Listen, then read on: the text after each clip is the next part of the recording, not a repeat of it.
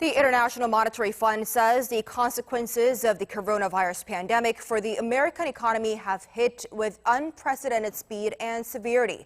And the Asian Development Bank, echoing the IMF's grim prospect, predicts the pandemic could cost an eye-watering 5% of global GDP.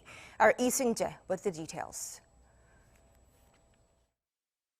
The COVID-19 pandemic has taken a wrecking ball to the world economy, especially the United States, which has seen over 350,000 confirmed cases and over 10,000 deaths as of Monday. According to a blog published by top IMF economists on Monday, the U.S. economy is experiencing the consequences with unprecedented speed and severity, adding that nearly 10 million Americans applied for unemployment benefits in the last 2 weeks of March.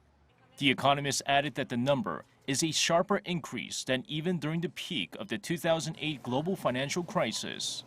The IMF also cited limited but encouraging signs of recovery in China, but said it could not rule out a resurgence of the pandemic in the country.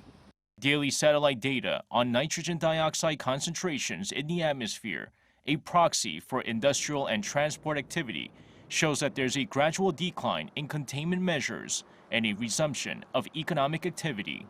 Meanwhile, according to the Asian Development Bank last Friday, the cost of the pandemic could be as high as $4.1 trillion, or nearly 5% of global GDP, depending on the virus's spread through the US, Europe, and other major economies. It added a shorter containment period could limit the damage to $2 trillion. The new estimate takes into account the immediate impact on tourism, consumption, and investment.